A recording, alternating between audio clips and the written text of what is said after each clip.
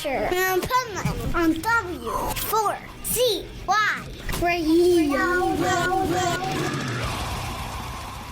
This is the Pipeman here on the Adventures Pipeman W4CY Radio, and I'm here with... I'm Yannick from Paleface. Nice to meet you. Nice to meet you here at Bloodstock, man. Crazy, right? Oh, my fucking God.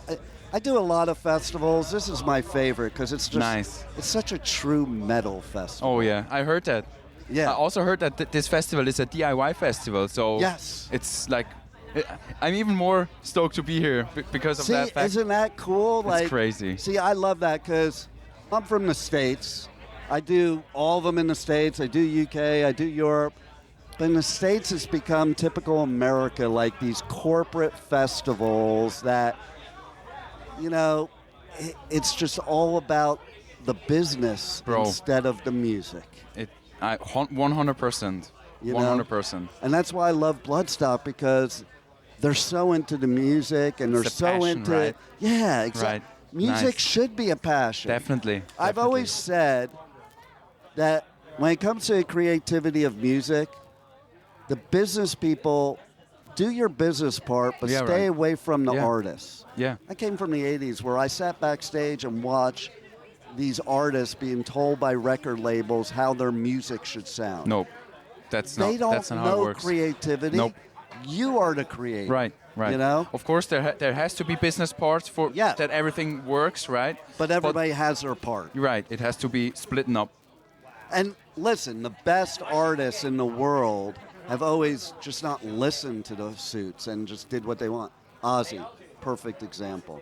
Like Ozzy always was unapologetically Ozzy and did whatever the fuck he wanted.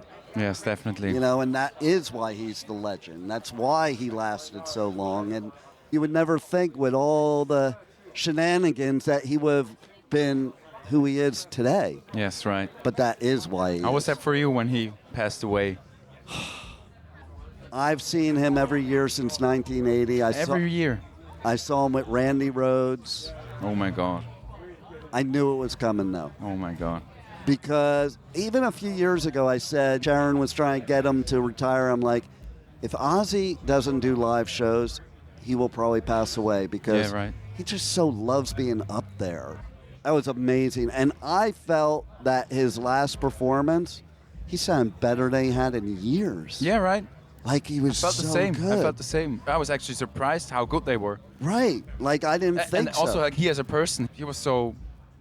Oh. I barely find words for this. It's amazing. Like even like, I was just saying in the last interview, I was seeing an interview with Tony Iommi just this morning, and he said, yeah, Ozzy used to come up to me on stage, none of the crowd would see, like backstage crowd, and he would make faces at me during the show. Nice. That's how it works. Right?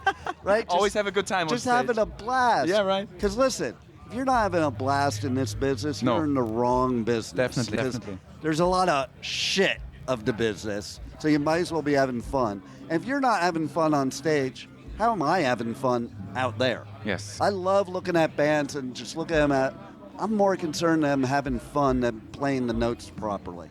And that's key too. I was talking about that with somebody the other day. It's like, I like when bands fuck up on stage because that means they're really playing the music. Yes. If you're not really playing the music, it's not going to be perfect. So, for the listeners out there that have never heard your music, how would you describe it? I don't mean genre. Fuck genres. That artists should not be boxed into a fucking label. I think we are the heaviest band on this planet. Yes, there you go. But we love to experiment, so you can expect anything from our music. But we always try to follow the heavy route. But we do whatever we want, to be honest. That's key right there. If you want me to put us in our box, I don't want not. a box. I could not, because we do everything. I love it. And so, have you played Bloodstock before? No, it's our first ever UK festival today. Wow. Yeah. Wow. Unbelievable.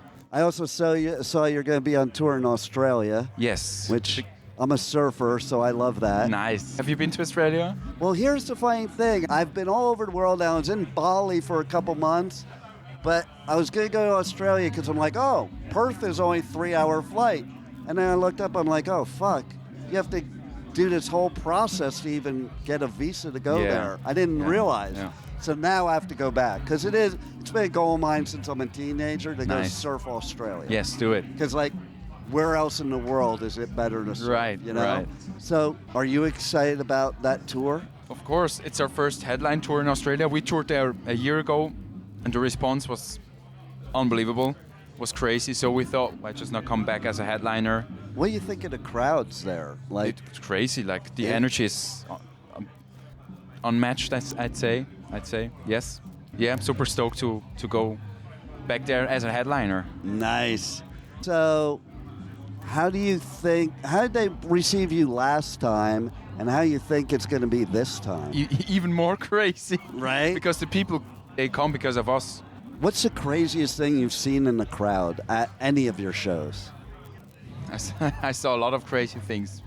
But once there was a wheelchair, crowd surfing, and I thought that was... I've seen that too. That's badass. That's pretty sick.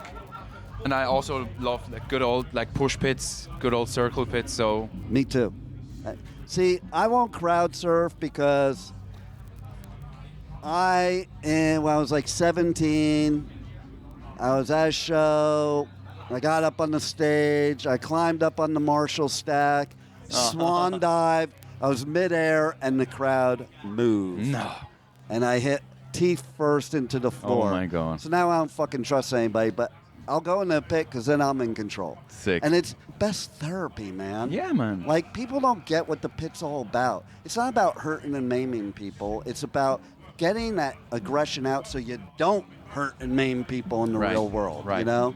I've had things happen to me that, were devastating, and I just went to a show, got in the pit, and laid all that pain in the pit. Yes. That's what the metal community is here for, right? Exactly. People don't get it. It's funny. I'll tell you a funny story. So one year I had to do 2 festivals in one weekend, so obviously I can't do that. So I sent somebody else from my station to do one of them. She had never been to a rock show ever, much less a metal show. She was a country girl. And I said to her, I'm like, you're going to have the best fun ever. Yeah, right.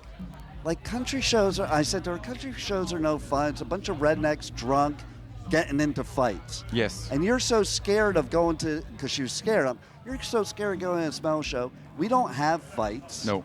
Everybody loves each other. We're like this big family. And I said, you'll probably meet a guy. You'll make all these new friends, blah, blah, blah, blah. She comes back after the weekend. She's like, oh, my God, you're so right. I have a new boyfriend now. I have all these friends. Nice. And I have this new band that I really love. I don't know if you know who they are. They're called Bring Me the Horizon.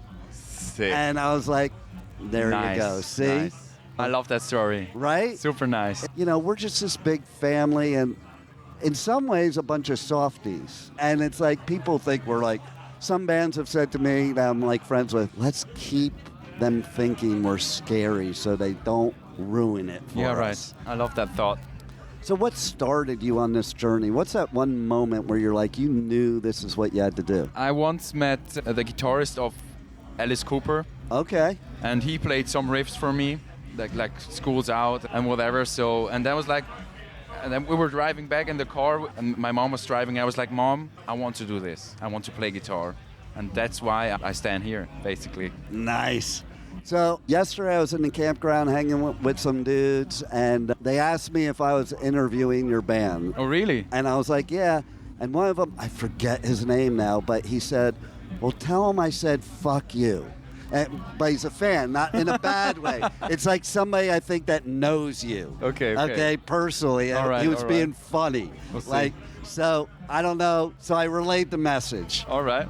But let's hear how people can reach out to you on socials, on the web, how they can buy your merch, because they can't listen to my show unless they buy your merch, by the way. So you find us basically everywhere. Just type in Paleface Swiss. You can find us on Instagram, TikTok, Facebook, all over. You can find us on Spotify. Buy our merch at palefaceswiss.com. And you do have some badass merch, by the way. Thank so you. They need to get it. Yes, right. Get our merch. Give us money. That way you can go to the next gig. Right, like right. people don't realize that's the only way you really make money nowadays. So if you want to see the band in your area, you need to help support them so that you can get there. Right. But 100% right. I'm so excited you're here at Bloodstock. I'm excited for you that you're doing this headline tour in Australia. That's going to be badass. You need to go surfing in between gigs. We'll see. If there is some spare time, yes. Right.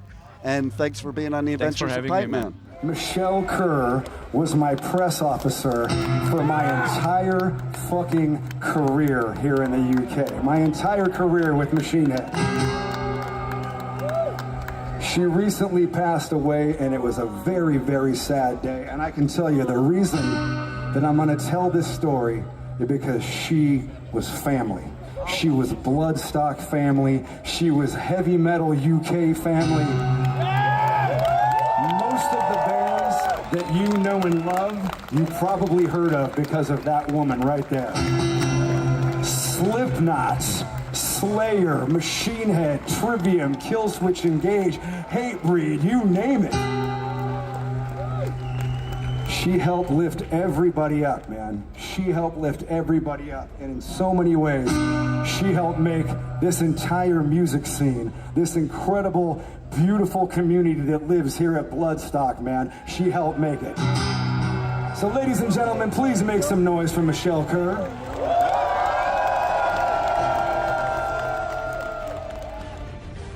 Thank you for listening to the Adventures of Pipeman on W4CY Radio.